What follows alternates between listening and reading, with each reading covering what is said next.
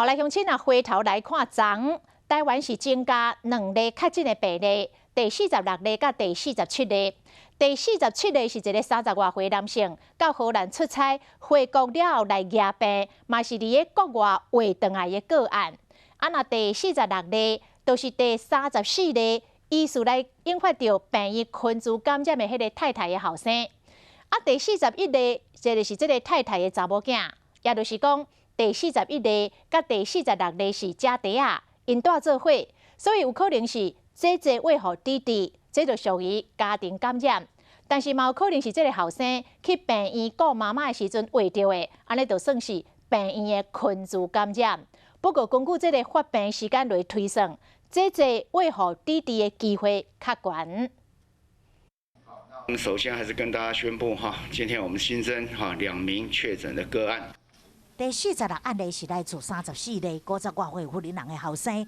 妇人人的查囝也就是第41例，一家伙有3个人确诊，46例一直到3月初6到初8才出现症状，搁再安排采检，才伫3月初10确诊。前几天你可能也是会是验不出来的，一直要到快要发病的时候，那个时候才开始会被验出来。根据疫调推测，46例感染源真有可能是做伙带出来的人41例，2个人是家弟仔关系搁带做伙。虽然46例冇去过病院，看这34例，检检嘛怀疑是不是院内感染。不过根据发病时间，中央流行疫情指挥中心研判，应该是属于家庭内群组感染。只要他是在医院里面接触到，那个都算院内感染；他在家里接触到就是社区感染，这个是一个2分法。所以你有很多可能性嘛，那就是疫调的结果判断是他在什么时间点，在什么地方跟谁接触得到这个感染，就决定他是社区感染还是院内感染。